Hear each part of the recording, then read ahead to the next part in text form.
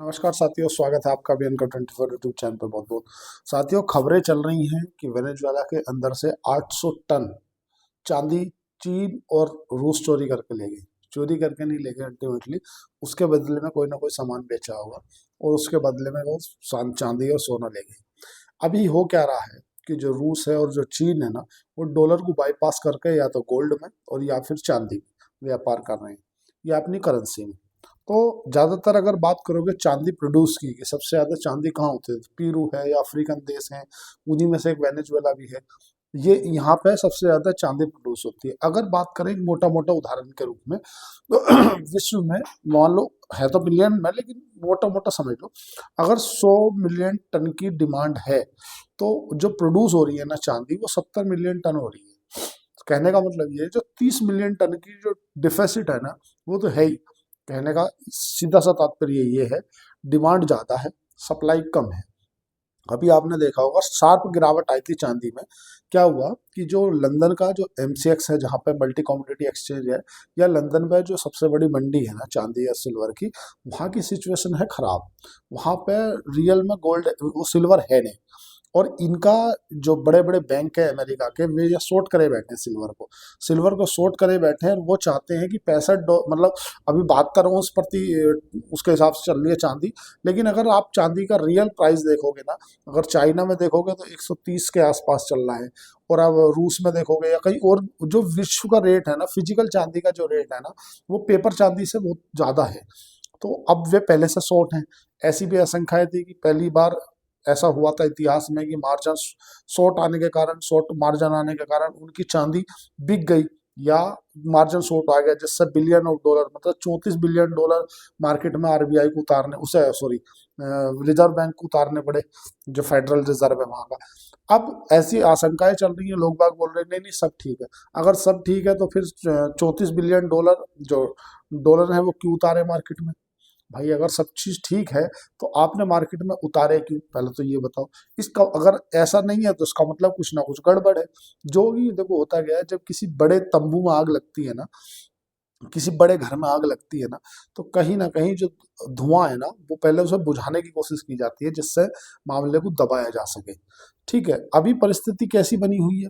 परिस्थिति ऐसी बनी हुई है, अभी जो इलेक्ट्रिक व्हीकल आ रहे हैं ना, एक सैमसंग ने एक बैटरी बनाई है, मैं अभी एक वीडियो में बताया हूँ उसको, कि वो 10 मिनट में चार्ज हो जाएगी, 600 किलोमीटर जाएगी वो। 10 मिनट में चार्ज होगा, 600 किलोमीटर जाएगी। तो उसकी एक चीज़ और भी है, अगर वो मैंने ऐसी, क्योंकि जिस तरह से चाइना तो इलेक्ट्रिक व्हीकल के लिए ही जाना जाता है ज़्यादातर, BYD है टेस्ला को टक्कर देने के लिए। तो अगर ऐसा हुआ तो सबसे ज़्यादा इम्पैक्ट कैसे पड़ेगा? चाइना को हुआ। तो चाइना क्या है, जहाँ से भी जिस रेट में भी फिजिकल चांदी है ना, वो अपने दोहरा इकट्ठी कर रहा है। और तो और जिससे वो व्यापार कर रहा है, उससे भी बोल रहा है कि तो एक काम करो, हमें जो पैसा ना देके, आप डॉलर ना देके, आप युआन ना देके, आप हमसे जो प्रोडक्ट ले रहे हैं वो प्रोडक्ट ले लो, और उसके अगेंस्ट में हमें चांदी दे दो। क्योंकि उनकी जो इंडस्ट्रियल डिमांड है, जो सोलर पैनल में आज चांदी सबसे पहले, सोलर पैनल में भी चांदी का यूज़ है, सेमीकंडक्टर में भी चांदी का यूज़ है, और इलेक्ट्रिक व्हीकल में भी चांदी का यूज़ है। तो चाइना चाहता है सारी चांदी को इकट्ठा करना। क्यों? क्योंकि चाइना इसकी डिमांड को समझ रहा है। अगर सोचे चलो यार, यही बात बात हो ही रही है कि यार हम कहाँ हैं, हम भी कहीं हैं या नहीं है, ऐसा ही मामला है। साथियों, आपको जानकर आश्चर्य होगा, अभी पिछले 2-3 महीनों से ही नहीं, पिछले 2-3 सालों से सरकार ने इम्पोर्ट को लेकर के कुछ नियम जो है वो सुस्त कर रखे हैं, और भारत ने 6000 टन चांदी खरीदी है। चांदी की थाली नहीं बनाएंगे, जो बार बार मोदी जी बोलते हैं ना, make in India, make in India, make in India, बार बार चिल्लाते हैं। जो अभी वर्तमान की सरकार है ना, वो काफी लंबी सोच रख कर चलती है। 6000 मैट्रिक टन चांदी खरीदी है भारत ने। और वो अगर लंदन के बाजारों को देखोगे ना, तो लंदन के बाजारों की स्थिति बहुत खराब है।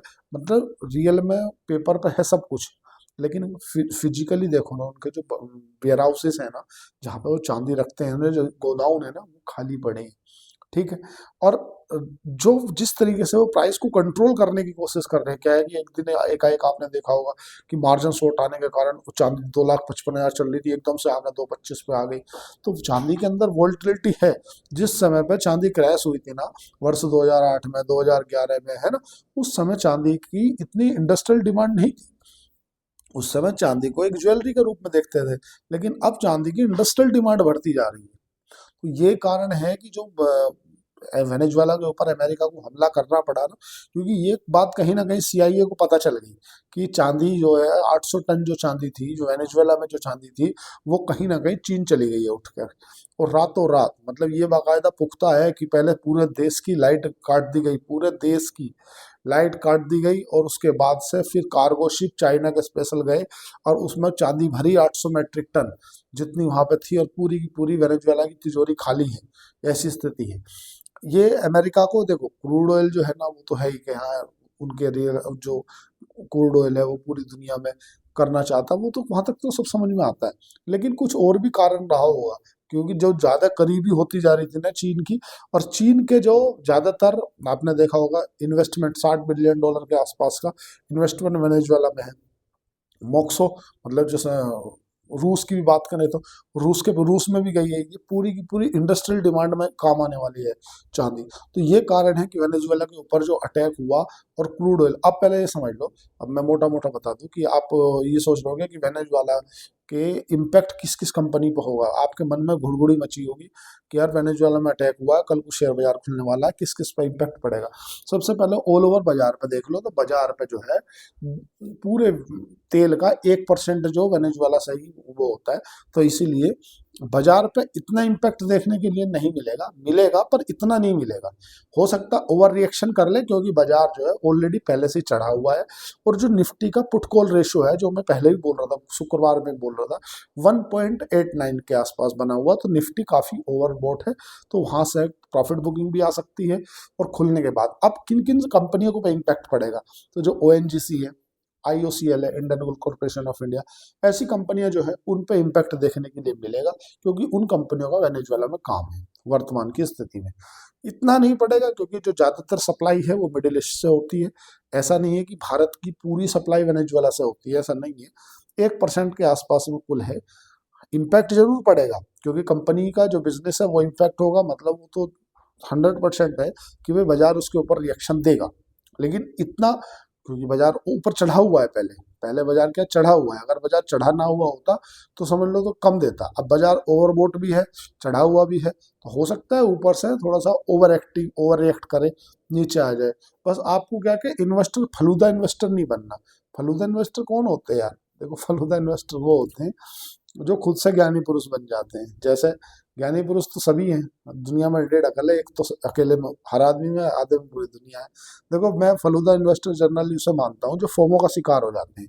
फोमो का शिकार वो होते हैं, जब आपने देखा होगा, जब भी किसी फेयर वैल्यू से कोई शेयर भागता रहे, और जब आपको ये लगे कि यार मैं रह गया इसमें, मैं रह गया बैठने से, मैं रह गया, तो वो फोमो का शिकार हो गया, इसको टॉप पे खरीद लेते हैं, और फिर वो टॉप में से नीचे गिर जाता है। फोमो इन्वेस्टर वो कहा जाते हैं। मतलब जैसे उदाहरण से सोच लो, वर्ष 2021 से आईआरसीटीसी गिर रहा है, 21 से उनने 1200 रुपये के आसपास का हाई बनाया था, आज 800 पर चल रहा है, 800 कुछ पे चल रहा है, मतलब 400 रुपये के आसपास में गिर गया। तो एकदम बिना वित्त सलाहकार के कुछ भी ना करें।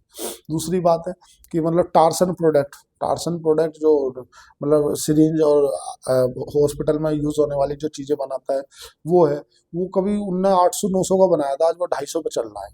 तो बिना फाइनेंशियल एडवाइजर के दिक्कत होगी, ऐसी बात नहीं है। टॉप से भी 30% नहीं, 50% स्टॉक गिर जाते हैं। अगर अच्छी कंपनी का स्टॉक है, टॉप से 50% गिरते हैं। मैं आपको एक पास्ट में घटा हुआ एक उदाहरण बताता हूँ। रेडिको खेतान कंपनी है, आप जानते हो सभी, 8PM वगैरह, ये रणथंभौर का काम जो लीकर है बनाती है। ये ऊपर से टॉप से 1200 पे चल रही थी, 700 750 आ गई थी, और आज वो 3400 3500 पे है। तो ऐसा नहीं है कि अगर कंपनी अच्छी है उसके बाद वो गिरेगी नहीं, तो फंडामेंटली अच्छी कंपनी भी गिर जाती है। अगर आपको अपने पोर्टफोलियो में एक स्टेबल रिटर्न देखना है, तो फिर स्टेबल के लिए तो भाई स्टेबली लार्ज कैप उठाओ। अगर आपको देखना कि यार मल्टी बैगर करना है, 2 गुना 3 गुना करना, तो फिर उसके हिसाब से आपको रिस्क भी लेना पड़ेगा। नीचे नीचे की ओर चलेगी तो फिर उसका पेन भी ऐसा ही होगा। आगे चलते हैं। अगर जैसा ओला इलेक्ट्रिक की बात करें, ओला एक बार जब आया तो ऐसा लगा कि ओला से बढ़िया तो कोई कंपनी नहीं है। ओला इलेक्ट्रिक 170 के आसपास चली गई, और 170 से जो गिरनी चालू करी, आज वो 35 से 36 के आसपास चल रही है। मतलब जिसने 170 में लिया, आज उसके प्राइस तक आने के लिए उसे स्टॉक को 4 गुना होना पड़ेगा। तो लोग बाग बोलेंगे यार, मैं तो, एक जो सभी के अंदर एक रहता है कि यार मैं तो अपने प्राइस पाएगा तो ही बेचूंगा। तो ऐसा नहीं है भाई। देखो क्या, अगर कंपनी अच्छी है, फंडामेंटली मजबूत कंपनी है, कंपनी के अंदर बिजनेस मॉडल में दम है, तो अगर, पर बहुत सी बार ऐसा होता है, चलो मैं आपको एक उदाहरण से बताता हूँ। मान लो मैं प्रमोटर हूँ, ठीक है, मुझे अपनी कंपनी का रिजल्ट ओरिजिनल नहीं बताना, फेक बताना, तो मैं क्या करूँगा, मैं सेल दिखा दूंगा, ईबिटा भी दिखा दूंगा, नेट प्रॉफिट भी दिखा दूंगा, ईपीएस भी बढ़ जाएगा, सब टॉप दिखेगा। मैं पैसा इन्वेंट्री में फांस दूंगा, फ्री कैश फ्लो में पैसा नहीं आएगा। बोलोगे कि पैसा तो मेरा इन्वेंट्री में फंसा है, अभी आया नहीं है, पैसा आना है, ट्रेड रिसीवल में फंस गया। अगर कुछ प्रोडक्ट बना रहा हो तो इन्वेंट्री में फंस जाएगा, और अगर मेरा कोई मतलब कुछ इन बनाने का काम है जैसे, तो ट्रेड रिसीवल में फंस जाएगा कि पैसा आया नहीं है, 3 महीने का रुक गया, बोरेग में फंस दूंगा। तो अल्टीमेटली अगर कोई मैनेजमेंट सीधा बोल रहा, स्पष्ट बोल रहा कि भैया मेरा तो घाटा हो गया भाई इस बार, तो इसका मतलब वो ईमानदार आदमी है। और कोई भी बिजनेस हो, आपको किसी भी ईमानदार आदमी के साथ जाना चाहिए, अगर वो ईमानदार है तो, अन्यथा तो भैया सब ऐसे ही है। टाटा टेक्नोलॉजी है, अच्छे अच्छे ब्रांड है टाटा, कौन नहीं जानता टाटा टेक्नोलॉजी को, 1400 रुपये का टॉप बनाया था, आज 600 कुछ पे चल रहा है, और अच्छा ब्रांड भी है, ऐसा थोड़ा ही है। हिंदुस्तान बजाज हाउसिंग फाइनेंस है, बजाज हाउसिंग फाइनेंस ने कितना का बनाया था टॉप, 180 85 90 के आसपास का बनाया था, आज 90 पे चल रहा है, टॉप से 50% गिर गया। और बिजनेस मॉडल भी अच्छा है, बजाज ग्रुप है, काफ़ी बड़ा ग्रुप है। तो इसलिए फोमो का शिकार ना हो, एक फलूदा इन्वेस्टर ना बने, वित्तीय सलाहकार के साथ जाए, जो फाइनेंशियल एडवाइजर बोले वही करें। लॉन्ग टाइम में पैसा बनेगा, ऐसी कोई बात नहीं है कि ना बने, बस आप ज़्यादा की चाह ना रखें। आप ये ना सोचें कि मुझे कल करोड़पति बनना है, आप तो ये सोचें कि यार अगर साल भर में मुझे 8-10% का रिटर्न मिल जा रहा है तो वो इनफ है। क्योंकि अल्टीमेटली अभी जो आप इन्वेस्टिंग की दुनिया में आए हो, तो 10 साल आपका जो गोल होना चाहिए, पैसा कमाना नहीं होना चाहिए, 10 साल आपका जो गोल होना चाहिए स्टॉक मार्केट में, वो होना चाहिए कि मेरा जो कैपिटल है ना, बस वही बचा रहे और मैं मार्केट में टिका रहूं। तो एक तो आपको मार्केट की सिचुएशन का आप पता चल जाएगा कि मार्केट किस तरह से रिएक्ट करती है, कैसी खबरों पर क्या रिएक्ट करती है। दूसरी बात, एक मेरे मित्र हैं, उनका क्वेश्चन आ रहा था कि ये कोल इंडिया क्यों भागा, या कोल इंडिया क्यों भागा, चलो क्यों दिलाया वो सेकंड बात है, क्यों भागा ये समझ लेते हैं। देखो, कोल इंडिया क्यों भागा, इसको लेकर के खबर आई है कि फॉरेन से, कि अब इसके अंदर फॉरेन एंट्री अलाउड हो जाएगी। अभी तक क्या था कि इसमें केवल भारतीय लोग ही बिड लगा सकते थे, अब इसके अंदर बाहर के लोग भी बिड लगा सकेंगे, उसके लिए फॉरेन एंट्री को अलाउड कर दिया गया है। अब ये खबर है, बहुत से आदमी के पास में, मान लो किसी के पास महीने भर पहले खबर है, इसे इनसाइडर ट्रेडिंग बोलते हैं, ये गलत है। पहली बात तो ऐसा करना नहीं चाहिए किसी को भी। ये इनसाइडर इंफॉर्मेशन अगर कोई कलेक्ट करता है और उसके बाद उस स्टॉक को उठाता है, और ये सब खरीदी बिक्री, ये सब इनसाइडर इंफॉर्मेशन के अंतर्गत आता है। सेबी इसके ऊपर कड़ा शिकंजा कसता है, ये बहुत गलत है, ऐसा कभी करना नहीं चाहिए। और मैं तो बोलता हूँ कि जो भी कुछ खरीदो बेचो, अपने फाइनेंशियल एडवाइजर के साथ ही जाओ, ताकि आपको बचा तो लेगा वो समुद्र में एटलीस्ट। सम आप समझो कि यार फाइनेंशियल एडवाइजर है क्या, फाइनेंशियल एडवाइजर कुछ नहीं है, वो पूरी, ऐसा समझ लो कि जिस तरह से दुनिया है, दुनिया के ऊपर सैटेलाइट लगी है ना, वो सैटेलाइट से सब देख रही है, वो ऊपर वाला सब देख रहा है। तो जो आपका वित्तीय सलाहकार है, वो ऊपर बैठा सब देख रहा है, तुम्हें उनने जो भी दिला रखा, जैसे भी दिला रखा, वो उसकी जिम्मेदारी है। क्योंकि तुम्हें नुकसान होगा तो नाम उसका खराब होगा। और जो भी कोई भी व्यक्ति है, मैंने इस इंडस्ट्री में इतना सीखा है कि नाम के पीछे अब पूरी दुनिया है, मतलब नाम के साथ में कोई भी कंप्लाइंस इशू नहीं चाहता। आपने देखा होगा, मैं बहुत दिन से ये बोलना बंद कर दिया हूँ कि यार कोई भी आप इस स्टॉक को बाय करो, सेल करो, मैं, क्योंकि नाम के साथ में कोई खिलवाड़ नहीं चाहता, कोई भी नहीं चाहता। तो इस चीज़ों पर ध्यान रखें कि भाई सैटेलाइट है आपके ऊपर, कोई सैटेलाइट घूम रही है जिसको पूरा ध्यान है। केवल तुम्हें तो बोला है, एक काम करो, तो इसके डला मारते, तो कुछ नहीं करना, उठा कर डला मार देना, बात खत्म। क्यों मारा उससे पूछ ले, मुझे नहीं पता, उठा ला डाले को उठा ला। हो सकता है बहुत सी बात पे प्रेशर डाल के भी बोला जाता हो, बेच दे, बेच दे।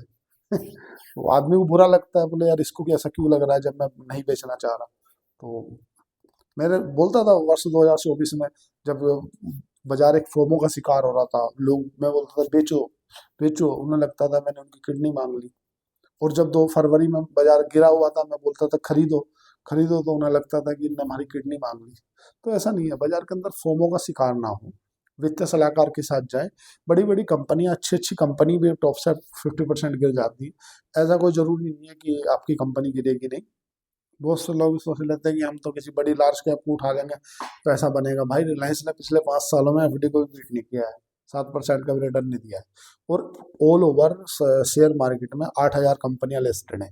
अगर बीएससी की बात करोगे तो लगभग 5500 के आसपास में बीएससी में लिस्टेड है, और लगभग 2600 के आसपास में एनएससी में लिस्टेड है। और जो स्मॉल मीडियम इंटरप्राइज है, जो एसएमई है, जिनमें लॉट साइज होता है, उनको मिलाकर के 8,000 से प्लस कंपनी लिस्टेड है।